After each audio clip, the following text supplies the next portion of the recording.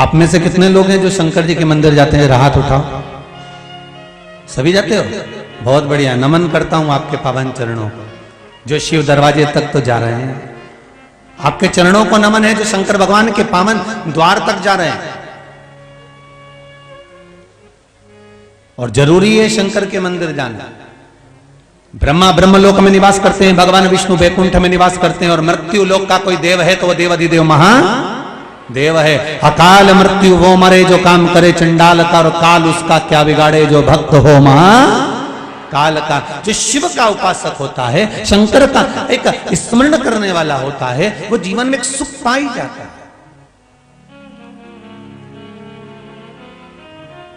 अंतिम समय हो, प्राण छूट रहे हो, और हमारे प्राण जाने का समय होगा, अंतिम समय होगा, जब कोई साथ देने वाला नहीं आएगा।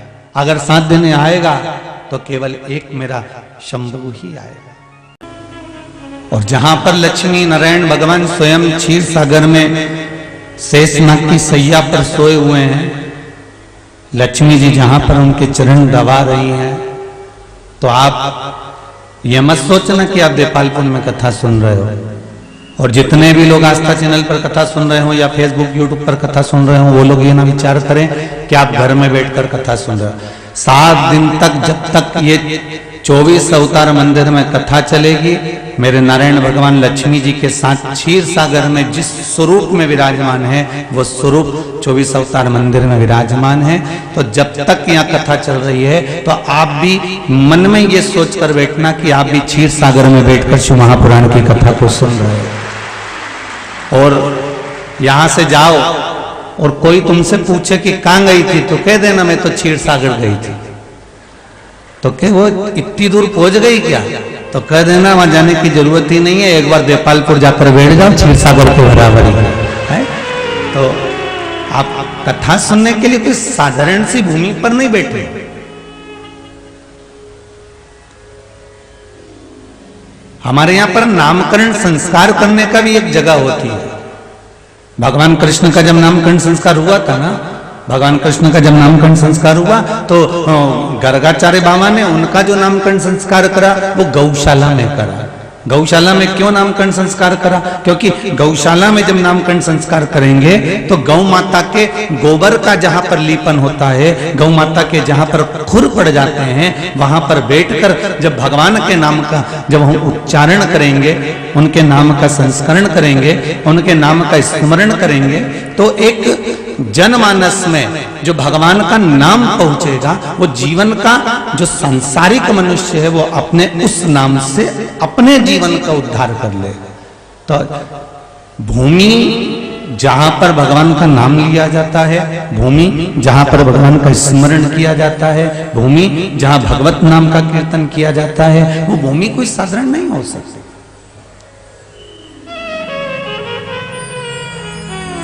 बस स्मरण में चित्त को लगा। शंभु शरणे पड़ी मांगू घड़ी दुख काटू, दया करी न दर्शन आपू। सभी बोलिए शंभु मांगू घड़ी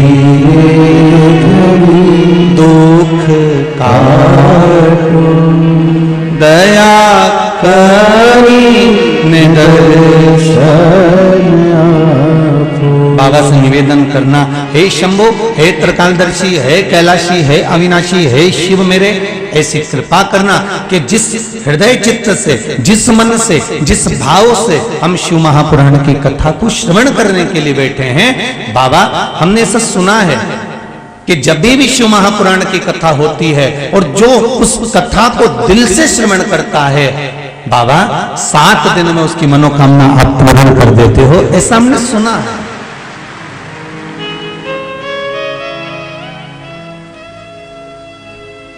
आप बाबा से निवेदन करो, विनती करो।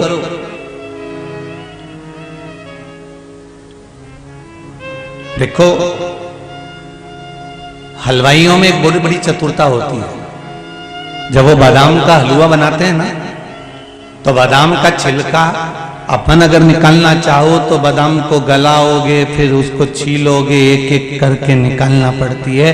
पर जो हलवाई होते हैं, इतनी सारी बादाम का जब छिलका निकालना होता है तो बादाम को पानी में, गर्म पानी में गलाकर उसको निकाल कर फिर उसको कपड़े में रखकर जो मलना चालू करते हैं तो बादाम का छिलका निकल जाता है। उस हलवाई से हमको एक बात सीखना चाहिए कि बादाम का छिलका निकल गया कब? जब उसको पानी में गलाया गया, पानी में गलाया और कपड़े से मला तो वो छिलका निकलकर बाहर हो गया। उसी तरह हम सब बादाम की तरह हैं और हमारे ऊपर भी काम का, आसक्ति का, लोभ का, वासना का, तृष्णा का, मोह का ये छिलका चढ़ा हुआ है। इस छिलके को अगर निकालना है तो शिव महापुराण की कथा में जाकर बैठ जाओ, यहाँ एक बार डुबकी लगा ली और जो छिलका निकला फिर ना काम रहेगा, ना आसक्ति रहेगी, ना लोभ, ना तृष्णा, ना वासना, ना कहीं अहंता रहेगी।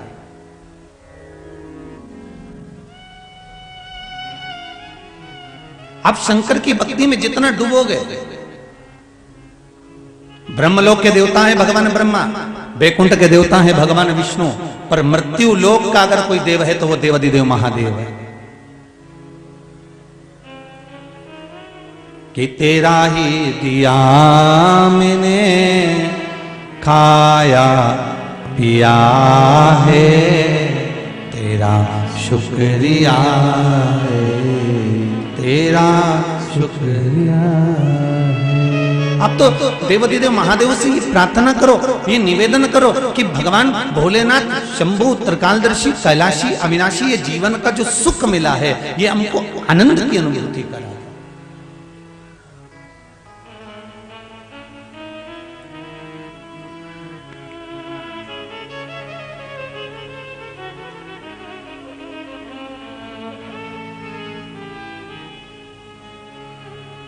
हमारे चिंटू वर्मा जी और मनोज पटेल जी दोनों बोल रहे थे, सीओर आए थे जब, कि बता रहे थे आशीष जी और समीर जी कि भैया बोल रहे थे कि कथा का समय 4 बजे से 7 बजे तक है। इस समय पर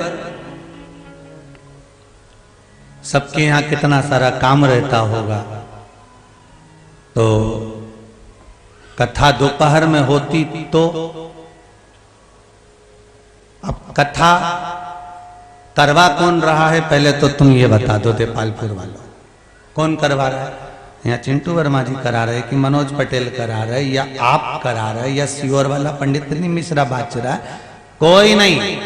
कथा लक्ष्मी नारायण भगवान को सुनना है, करवाने वाले लक्ष्मी नारायण भगवान, करने वाले भोलेनाथ जी और सुनने वाले भी भोलेनाथ जी। अब रहा समय की बात, तो भगवान भी ये देखता है कि बेटा पूरी जिंदगी तो तूने परिवार में लगा दी, ने शाम के दूध निकाले, ने बेचवा जाए, ने फसल काटे, ने ये करे। अब भगवान भी देखे कि मेरे लिए तूने अभी तक संसार के लोगों को, परिवार के लोगों को खूब टाइम दिया, अब मेरे लिए टाइम निकालता है कि नहीं निकालता? जब तू मेरे लिए समय निकालेगा तो मैं भी तो बेकुंठ छोड़कर तेरे लिए समय निकालूंगा। जब तू मेरे लिए समय निकालेगा, मेरे लिए यहां तक, वो कहे ना तेरे मंदिर में आना मेरा काम है और मेरी बिगड़ी बनाना तेरा काम है, तेरी चौखट पर मैं आ ही गया, मुझे दर्शन दिखाना तेरा। तो भगवान तो ये देखता है कि तू मेरे पास आ रहा है। और सुन लो री जीजियों, घर पे बिल्कुल बोल देना, और भाइयों से भी निवेदन है कि देख छोरा, 7 दिन मेरे को परेशान मत करना, पहले बोल दे रहे तू के तो मैं सारा घर का बर्तन भांडा सब मांझ के चली जाऊं, एक ही बार में सब निपटा दूं और सब काम करके और 4 बजे से 7 बजे तक कथा का रसस्वदन कर लो। तू बोले जो करूं, पर 4 बजे से 7 बजे तक मैं शिव महापुराण की कथा सुनूंगी। और ये कथा जैसे एक क्रम में चलती है वैसे ही इस कथा का नाम होगा हरिहर शिव महापुराण की कथा। हरिहर शिव महापुराण की कथा हमें इसमें स्वीकार करना। ये कथा हरिहर शिव महापुराण की कथा, ये कथा होने वाली थी बद्रीनारायण में। ये होने वाली थी 2 साल पहले, परंतु बीच में 2-1 साल से कोरोना महामारी आ गई, इसलिए कथा हरिहर वहां नहीं हो पाई बद्रीनारायण में, तो ये कथा रह गई थी। कई लोगों का मन था कि हरिहर कथा सुनना है, तो वो हरिहर शिव महापुराण की कथा देपालपुर में भगवान श्री हरि को हर की कथा सुनना थी, हर के मंदिर के निर्माण के लिए। तो ये कथा का रसास्वादन करने का सौभाग्य हमको मिला। भाग्यशाली हैं आप और हम। बाबा देवादिदेव महादेव की कृपा, शिव कृपा साधारण नहीं होती महाराज। जिस शिव महापुराण की कथा को हम श्रवण करने के लिए बैठे हैं, ये कोई साधारण सी कथा नहीं कि एक कान से सुनी दूसरे कान से निकाल दी, बच्ची कुची थी तो कपड़ा में से झटकार दी। घर पहुंचे और लोगों ने पूछ लिया, क्यों कहां गई थी? कथा में गई थी। क्या लेके आई? ये प्रसाद का दोना, लो पकड़ो। ये वो शिव पुराण की कथा नहीं, ये वो कथा है जो एक बार हमें अपने जीवन में उतारना, एक बार हमें अपने जीवन में संजोना, और एक बार अगर अपने जीवन में उतर गई तो फिर कहीं भटकने की जरूरत नहीं रही है। एक गजेंद्र नाम का सूर, बड़ा तप करने वाला, बड़ा साधना में डूबने वाला, भगवान शिव की अविरल भक्ति को धारण करता था।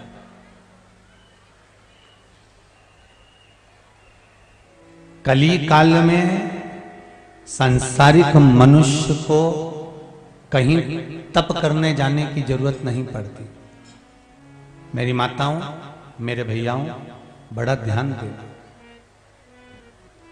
कोई तुमसे कहे कि नर्मदा जी के घाट पर जाके बैठ जाओ, बिल्कुल मत बैठना। साफ मना कर देना, सियोर वाला महाराज मना कर। कोई तुमसे कहे कि गंगा जी के घाट पर जाकर बैठ जाओ, बिल्कुल मत बैठो। हाँ, नर्मदा जी का दर्शन करने जाओ, स्नान करने जाओ, गंगा में डुबकी लगाने जाओ, दर्शन करने जाओ, मना नहीं। पर कोई तुमसे कहे कि तुम गंगा के घाट पर जाकर बैठ जाओ, कोई तुमसे कहे कि नर्मदा जी के घाट पर जाकर बैठ जाओ, कोई तुमसे कहे कि सरयू जी के घाट पर जाकर बैठ जाओ, बिल्कुल मत बैठना। साफ मना कर देना कि सियोर वाला महाराज मना करा। क्यों? क्योंकि हमारी शास्त्र कहते हैं सबसे बड़ा आश्रम होता है गृहस्थाश्रम। कौन सा आश्रम है? जम के बोलो जरा। गृहस्थाश्रम सबसे बड़ा आश्रम। हमें नहीं जानना।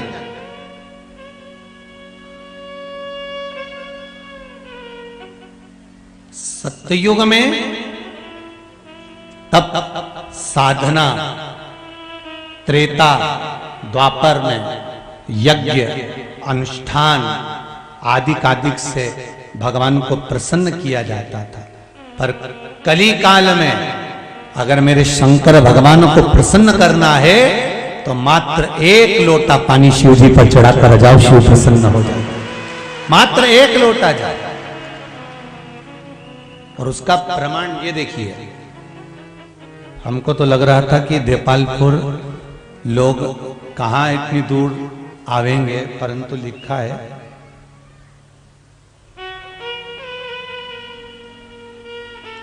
काशी से, कोई वाराणसी काशी से अनुराधा जी चौहान आई हैं। कहीं बैठी हैं? हाथ हिलाइए कहीं बैठी हो तो। काशी से अनुराधा जी चौहान कहीं बैठी हैं? अच्छा, आप ही हैं क्या? श्री शिवाय नमस्तुभ्यम। पास में बैठी हैं, माइक पहुंचाओ।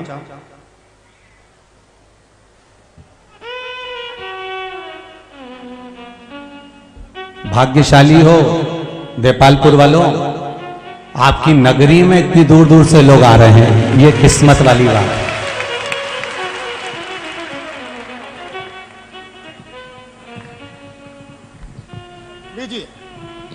काशी से अनुराधा जी चौहान, नरिया वाराणसी से आप पधारी हैं।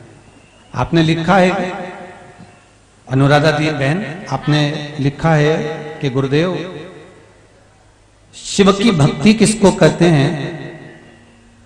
मैं स्वयं काशी में रहती हूं, शंकर की आराधना करती हूं, और जब से शिव महापुराण की कथा श्रवण करना प्रारंभ करी, तब से मालूम पड़ा कि शंकर का एक स्मरण क्या होता है और शिव पर जल चढ़ाने का फल क्या होता है।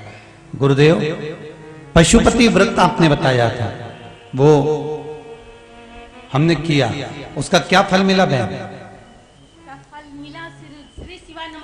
श्री शिवाय नमस्तुभ्यम। बहन कहाँ से आई आप? काशी से आई हूँ, बीएचयू के पास से, नरिया वाराणसी। जी जी, स्वागत है आपका, बाबा की कृपा बनी रहे।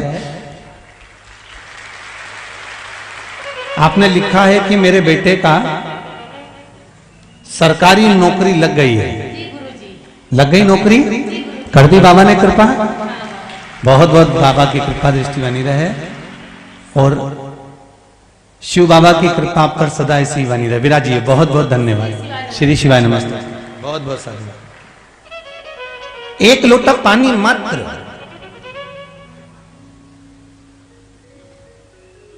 हम सतयुग में नहीं है, हम त्रेता में भी नहीं है, हम द्वापर में भी नहीं, हम केवल अगर हैं तो ये कलयुग में है। तो क्यों छोड़े?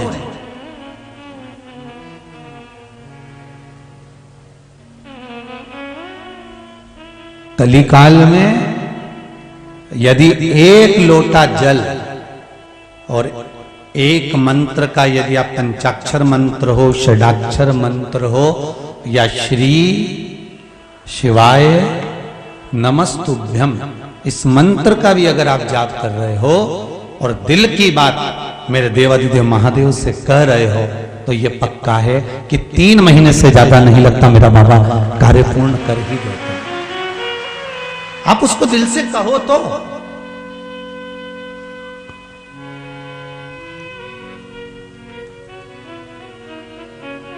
आप दिल से कुछ कहना नहीं चाहते।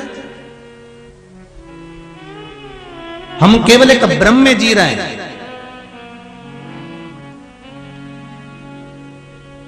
एक बात ध्यान दीजिएगा,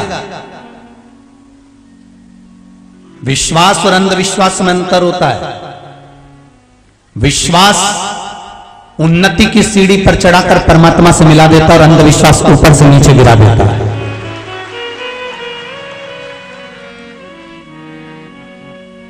शिव महापुराण की कथा ने लोगों के हृदय में विश्वास पैदा करा।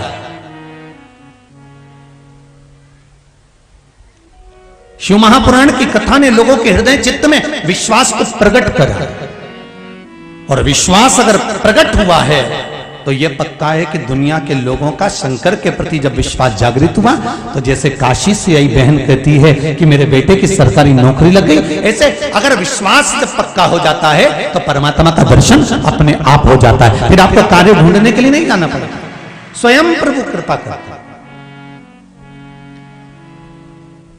अरे तेरा ही दिया मैंने खाया पिया है, तेरा शुक्रिया है, तेरा शुक्रिया।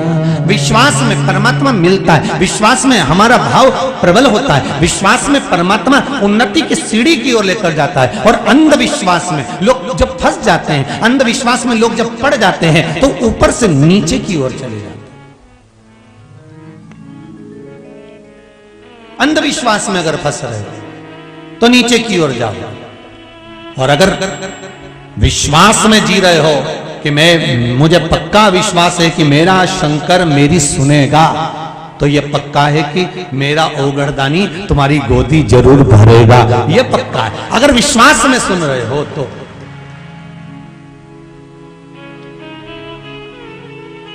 विश्वास हमें हमारे धर्म से भटकने नहीं देता, और अंधविश्वास अपने धर्म से भटका देता है। यह अंधविश्वास और विश्वास में अंतर है। अगर आप सनातनी हो, आप हिंदू हो, सनातन धर्म का पालन करने वाले हो, और आपका विश्वास अगर आपके देवता पर, शंकर पर, राम पर, कृष्ण पर पूर्ण तरह से अगर आपका विश्वास पक्का है, तो यह पक्का है कि आप धर्म को छोड़कर दूसरे धर्म में कभी नहीं जाओगे। और अगर अंधविश्वास में फंस गए तो फिर आप चले जाए। अंधविश्वास में अगर फंस गए तो फिर इसलिए विश्वास नहीं टूटना चाहिए, विश्वास ना टूटे।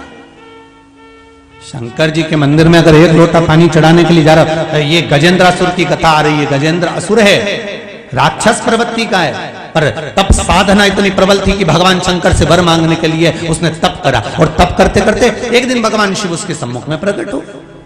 मांग रहे गजेंद्र, तुझे क्या चाहिए, क्या चाहता है तू गजेंद्र? गजेंद्र कहता है प्रभु बस इतनी कृपा कर दो कि मुझे जब जब आपकी जरूरत पड़े तब तब आप मेरे लिए दौड़ के आ जाना, बस मैं बुलाऊं आपको और आप आ जाना। और देखिए जरा, आप रोज भगवान के मंदिर जाना तो चालू करो। आप रोज नहीं तो सोमवार की सोमवार नहीं बने तो प्रदोष की प्रदोष नहीं बने तो शिवरात्रि की शिवरात्रि हर महीने आती है। कम से कम एक लोटा पानी चढ़ाना तो चालू करो। जब हम उसके दरवाजे पर जाकर उससे निवेदन कर कर आएंगे तो ये विश्वास पक्का रखना कि वो भी हमारे दरवाजे तक जरूर आएगा और हमारा कल्याण कर कर जाएगा।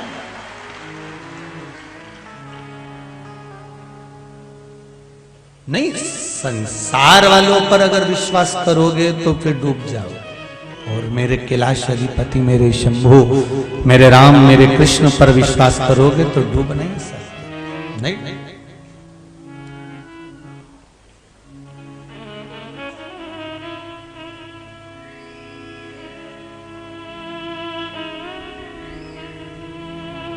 अरे अपने जीवन को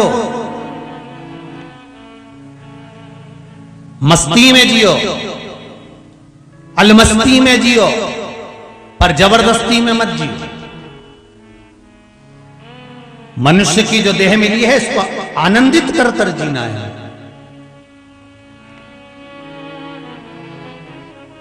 मनुष्य की जो देह मिली है इसको एक आनंद के साथ जीना है।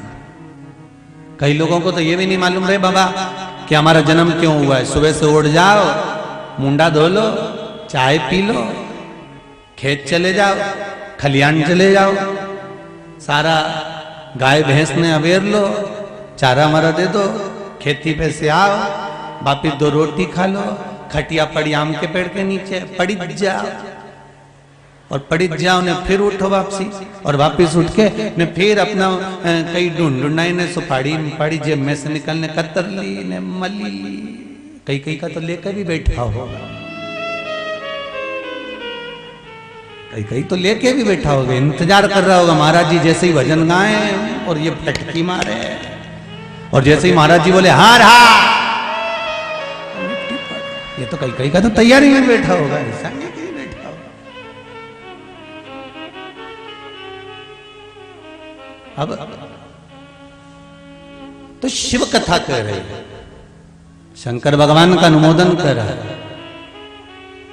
हमें ये भी नहीं मालूम क्यों जी रहा। सुबह से उठे, मुंडा धोया, चाय पी, रोटी खैली, 1 रोटी अच्छी बढ़िया जोरदार निपटू के गुड़ के साथ नया गुड़ आया है तो चकाचक खूब खा पी के और खेत खलियान गए ने, शाम के आए ने, फिर काम में लग गए ने, फिर काम में लगे ने, रात के फिर 2-4 रोटी निपटू के नहीं सही गया ना खटिया पे। अब इसको यही नहीं मालूम कि हमारा जन्म क्यों हुआ।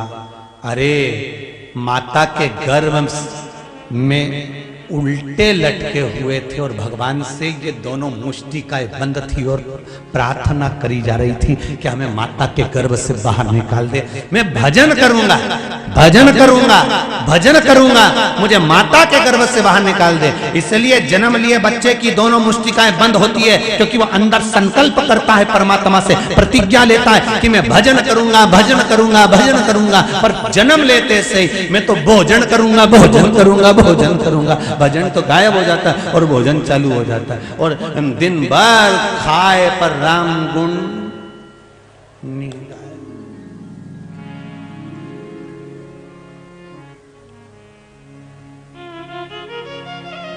अरे भाई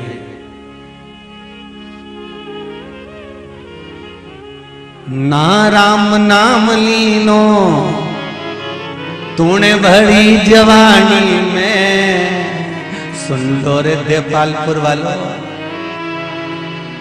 अच्छे से सुन लेना, और जी और तुम भी सुन लेना री अच्छे से हो। ना राम नाम लीनो, और तूने भरी जवानी में, तो डूब के मर जा रे चुल्लू भर पानी में। पर आश्चर्य की बात तो एक लगती है कि इतना बड़ा मनुष्य, इसको तो नदी भर के पानी चाहिए, चुल्लू भर में डूबेगा कैसे? इतने बड़े मनुष्य को तो नदी भर पानी चाहिए, चुल्लू भर में कैसे मरेगा? तो शिव महापुराण की कथा कहती है, जो मनुष्य का शरीर लेने के बाद में, मानव की देह प्राप्त करने के बाद में भी भगवान का भजन नहीं करता, राम और कृष्ण का स्मरण नहीं करता, शंकर जी के मंदिर पर जाकर एक लोटा पानी नहीं चढ़ाता, शिव का स्मरण नहीं करता, कभी शंकर के मंदिर में जाकर घंटी का नाद नहीं करता, कभी शिव मंदिर में जाकर अपना माथा नहीं झुकाता, वो मनुष्य मनुष्य नहीं होता, एक कीड़ा हो जाता है, और कीड़ा चुल्लू भर पानी में डूब के मर जाता है। वो मनुष्य नहीं है, वो एक कीड़े की तरह है।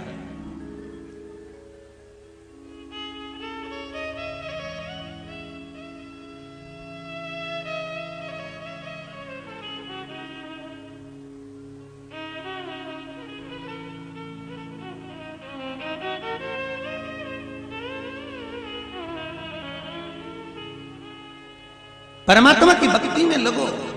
ना राम नाम लीनो, तूने भरी जवानी में, तू डूब के मर जा रे चुल्लू भर पानी में, तू डूब के मर जा रे चुल्लू भर पानी में। बड़ा बड़ा मुश्किल से तो मनुष्य देह मिला, और मानव का शरीर इतनी मुश्किल से मिला, और उसको भी पाने के बाद हम यूं ही गंवा दे तो हमारी जिंदगी बेकार, तो किस काम की बात?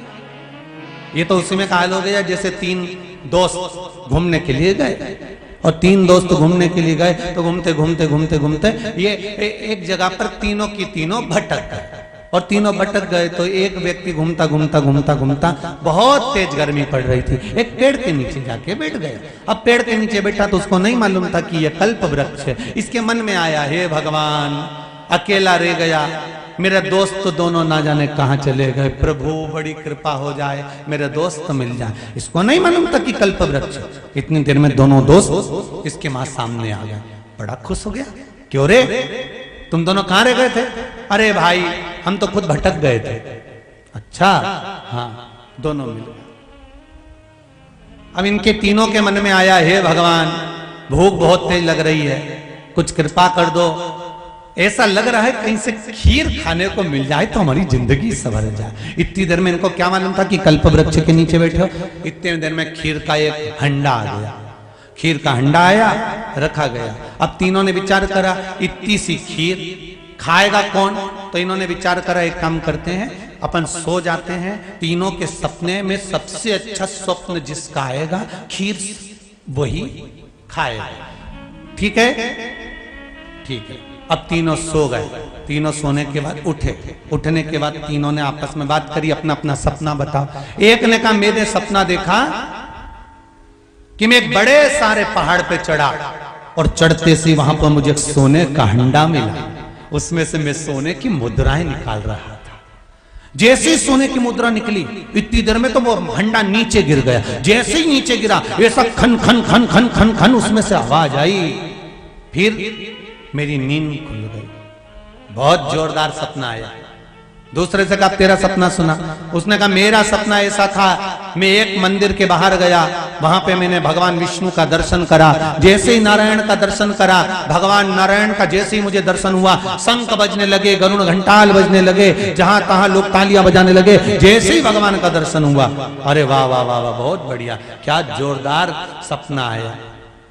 तीसरा व्यक्ति वहां बैठा हुआ था चुपचाप, उसको बुलाया गया, भैया एक काम करो, तुम अपना सपना बताओ। उसने कहा, बस मैं अपना सपना नहीं बता सकता। तुम मुंह क्यों उतार के बैठा? सपना तो सुना।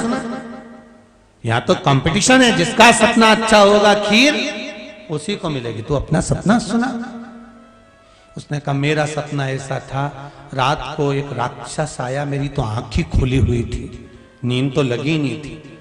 आधी रात को राक्षस आया, फिर राक्षस बोला मैं तेरे इन 2 दोस्तों को खाऊंगा। फिर मैंने कहा क्यों खाएगा? कहने लगा इस पेड़ में मेरी स्थान है और तेरे दोस्त इस पेड़ की ओर पांव करके सो रहा है, इसलिए मैं इनको खाऊंगा कि मेरी ओर पांव क्यों करा। मैंने खूब उसकी मिन्नत करी, पांव पड़े, हाथ जोड़े कि तुम मुझे खा जा पर इनको मत खा। फिर क्या था? उसने कहा तेरे को काय को खाऊं? तूने थोड़ी ना पांव मेरी साइड करे, मैं तो इन दोनों को ही खाऊंगा। फिर मैंने बोला मुझे जो सजा देना हो दे दो। इतने में राक्षस बोला ये हंडा उठा के ला। मैंने हंडा दिया, राक्षस ने देखा हंडा में खीर थी, तो राक्षस से मैंने कहा तुम पी लो। राक्षस बोला नहीं, सारी की सारी खीर तुझे ही पीना पड़ेगी। इसलिए मैंने वो हंडे की पूरी खीर पी गया। इतने में वो दोनों बोले आवाज तो लगाता हमको, वो हमें खा जाता चल जाता, पर तू क्यों खीर खा गया? तू आवाज तो लगा था। तो कहने लगे मैंने आवाज तो लगाई थी तुम दोनों को जगाने के लिए, पर एक को पैसे की खनक की आवाज में मेरी आवाज नहीं सुनाई दी, दूसरे को शंख और घंटी की आवाज में मेरी आवाज सुनाई नहीं दी, इसलिए पूरी खीर जम के बोलो मेरे को खाना पड़ी। बस हम भी ऐसी ही भ्रांति में जी रहे, हम भी ऐसे। शिव महापुराण की कथा कहती है मानव का शरीर मिला है। गजेंद्र वो असुर है, एक गजेंद्र नाम का असुर शिव भक्ति में लग गया और भगवान शंकर से वर मांग रहा है कि मुझे वर दीजिए। शिव जी ने कहा क्या वर चाहिए तुझको? मांग, तुझे क्या वर दूं? मुझे वर दो, और वर देना है तो एक वर ऐसा दे दो कि मैं जब आपको बुलाऊं आपको आना पड़ेगा, आपको पहुंच। अंत समय प्रभु आना पड़ेगा, वचन दिया तो निभाना पड़ेगा। आए ना आए प्रभु कुटुंब हमारे, आए ना आए प्रभु कुटुंब हमारे। अंत समय प्रभु आना पड़ेगा, अंत समय प्रभु आना पड़ेगा। हे नाथ कोई आए ना, पर अंत समय में तुम्हें आना है।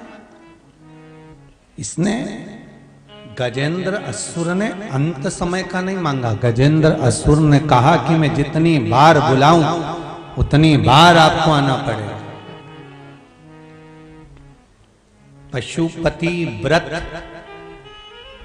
शिव महापुराण में जो वर्णन किया गया है, यह व्रत कोई साधारण नहीं है। एक बार अगर आप व्रत करते हो, शंकर भगवान कितनी भी समाधि में लीन होते हैं उनकी दृष्टि आप पर पड़ ही जाती है। जो पशुपति व्रत करता है पड़ती है। एक पत्र और है,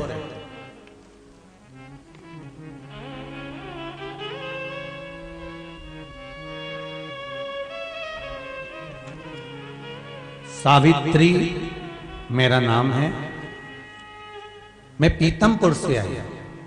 कहां बैठी हैं सावित्री जी? कहीं बैठी हो तो हाथ हिलाइएगा। कहीं बैठी हैं? सावित्री मेरा नाम है, मैं पीतमपुर से आई। दिख रही हैं कहीं? अच्छा, सेकंड नंबर ब्लॉक में खड़ी हो जाइए। आप ही हो? दोनों हाथ हिला दो एक बार। श्री शिवाय नमस्तुभ्यं। आपने पत्र में लिखा है सावित्री जी, गुरुदेव